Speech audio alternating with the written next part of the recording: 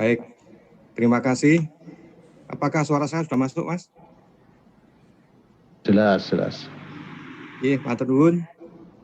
Yang kita cintai bersama-sama, Kang Mas narasumber, Mas Andreas, dan Mas Wahyu. Mohon izin untuk bertanya berkaitan dengan tradisi budaya dalam SHT. Yang manakah tradisi budaya dalam SHT yang harus kita jaga kemurniannya? Dan yang mana juga yang boleh dikembangkan berdasarkan perkembangan zaman. Nah, mengenai pengembangan ini saya melihat ada satu fenomena pada adik-adik kita, di mana dengan alasan pengembangan ini, lalu ada yang kemudian membentuk semacam komunitas-komunitas. Jadi dalam hal ini mohon arahan dari narasumber, kira-kira rambu-rambunya apa? Sehingga adik-adik kita itu jangan sampai mungkin dengan istilah kebablasan dalam mereka membentuk komunitas kah atau apa ya. Itu rambu-rambunya seperti apa, Mas? Yang mana mereka menggunakan dalih pengembangan. Itu saja, Mas. Terima kasih.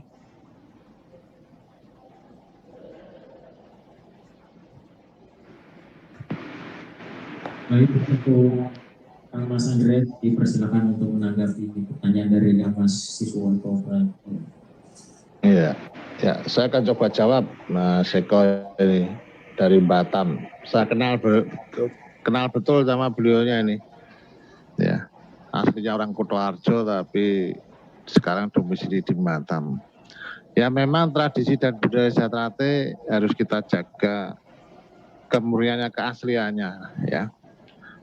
Mengenai fenomena komunitas saat ini, memang komunitas itu tidak diatur di dalam anggaran dasar rumah tangga. Jadi jelas bahwa komunitas itu tidak ada. Yang ada yang di bawah SHT dalam organisasi adalah PAMTER. PAMTER itu pun juga bukan komunitas. PAMTER itu sifatnya hanya sebuah pengamanan internal SHT. Jadi sebuah pengamanan jika ada acara-acara SHT, kenaikan dan semuanya segala macam itu sifatnya adik-adik kita di PAMTER itu sifatnya mengamankan, menjaga harga diri dan marwah SHT. Tapi masih ada lagi namanya Dewan Harkat Martabat. Itu juga bukan komunitas, tapi adalah suatu lembaga yang sifatnya menjaga ajaran marwah ya, tradisi di dalam SHT. Itu bedanya Dewan Harkat Martabat. Ya, kembali kepada komunitas, memang sekarang banyak permunculan komunitas, ada tapak sirih, ya yang sifatnya mencari baton, balok, es dan lain sebagainya. Itu bukan ajaran SHT. Mencari es, beton, balok itu ajaran kesombongan. Orang SHT diajarkan sombong. Nah, daripada merusak batu semuanya dan lain sebagainya, lebih baik dikumpulkan untuk bangun padepokan lebih bermanfaat. Terus ada komunitas terjal. Masa ada orang SHT terate kok orang jalanan. Ada panser, wah orang SHT kok panser. Mungkin Kang Mas Wahyu kalau melihat ada panser. Nah, ada di Lamongan tuh orang Bojonegoro panser, Bojonegoro waduh dek kok nganggo panser tak atur ke ketua cabangmu loh. Didukani kayak aku loh. Lah, itu contoh-contoh yang sebetulnya sudah diatur di dalam ADART tidak diperbolehkan sebetulnya. Ya, tapi kadang-kadang dengan dalih keamanan mereka menjadi sebuah eksklusif. Nah, ini yang nanti secara perlahan itu nanti akan disikapi oleh pengurus pusat. Selama ini kayak cabang Sidoarjo itu dikelola dengan baik. Mungkin Bojonegoro pun mungkin Mas Wahyu sebagai ketua cabang punya solusi nanti ya bagaimana menghadapi komunitas-komunitas yang ada. Kalau kami yang di pusat dari Dewan Pusat tidak setuju dengan adanya komunitas. Nanti secara perlahan akan kita berikan pengertian pendekatan kepada adik-adik kita bahwa apa yang dilakukan itu kurang pas, kurang benar ya. Ya memang mereka mencari sebuah identitas karena kita mungkin wadahnya kurang, SHT ini gede, wadahnya kurang ya. Sekarang diadai ember masih kurang embernya. Diadai tong tongnya kurang lah. Ini mereka mencari jati diri, mencari sebuah pelampiasan yang kadang-kadang keliru ya. Ini tugas kita masing-masing, saling mengingatkan. Maka desa ada namanya saling hamat menghamati. Inilah tugas kita masing-masing. Mungkin Mas Eko dan lain sebagainya mengamati dengan memberikan penjelasan kepada adik-adik dengan baik, arif dan bijak. Tidak perlu dengan sebuah rasa kekerasan atau kebencian. Itu adalah adik-adik kita juga. Mereka kalau didekati dengan baik, saya kira bisa mengerti. Memang komunitas itu tidak ada wadahnya di anggaran dasar rumah tangga. Ya, nanti kalau ada mereka berkelahi di luar dengan mana komunitas, mesti Satrate terbawa-bawa. Selama ini seperti itu. Ya, ada kopdar ya di Padepokan dan itu riskan untuk disusupi pihak ketika hal-hal yang tidak benar. Nanti monggo mungkin Kang Mas Wahyu mempunyai formula yang baik sebagai ketua cabang yang ketua cabang yang fenomenal Bojonegoro itu. Monggo silahkan Mas Wahyu bisa ditambahi.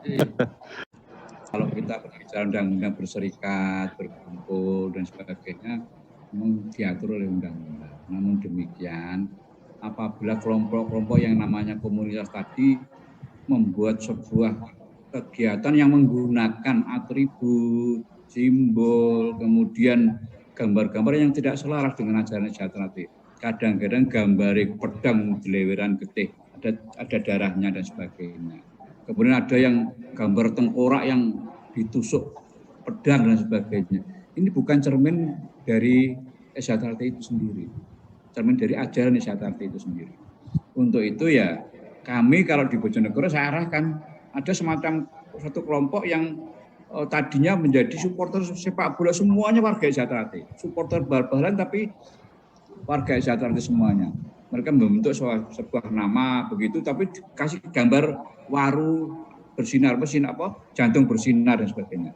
Saya dekati, kemudian lambangnya diganti. Sekarang sudah tidak tetap namanya, tapi tidak menggunakan simbol atribut maupun sesuatu tulisan-tulisan yang mengandung itu Satrate begitu. Sehingga mereka juga bisa bergerak. Selama itu bergerak dengan positif dan tidak bertentangan dengan ajaran luhur Satrate, ya monggo. Tapi ada kelompok yang sudah membadan hukumkan. Ini yang kan salah. Berarti negara di dalam negara lagi. Ada yang membadan hukumkan. Dia satu kelompok namanya komunitas A, tapi sudah dibadan hukumkan. Padahal badan hukum itu juga ada ketua, sekretaris, bendahara dan sebagainya, dan itu dilindungi oleh undang-undang kelompok golongan itu. Maka ini yang salah sebetulnya, itu yang salah.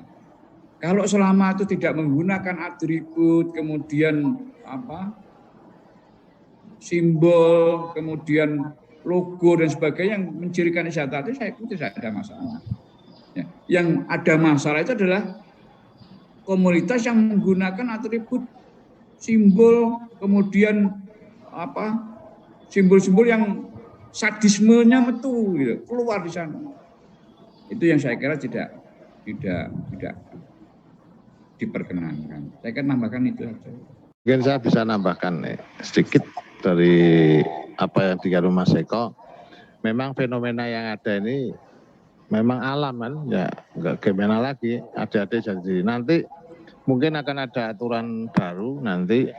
Aturan Dewan Harkat Martabat, mungkin nanti Mas Wahyu yang akan menggodok ya bersama rekan-rekan di pengurus pusat dan DHM ya, akan digodok bahwa sumber aturan DHM nanti adalah sumbernya pada wasiat, larangan dan pepacu.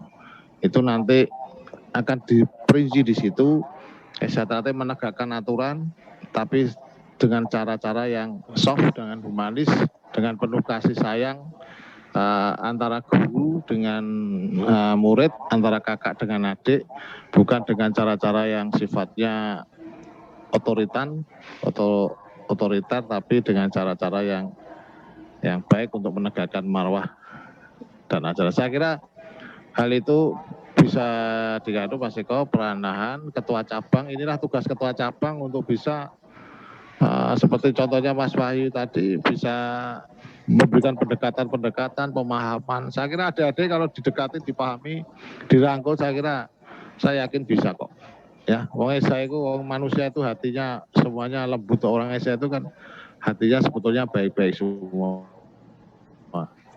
Yang tidak baik itu karena hanya pengaruh-pengaruh yang pengaruh-pengaruh negatif. Ya, saya kira itu tambahannya, monggo.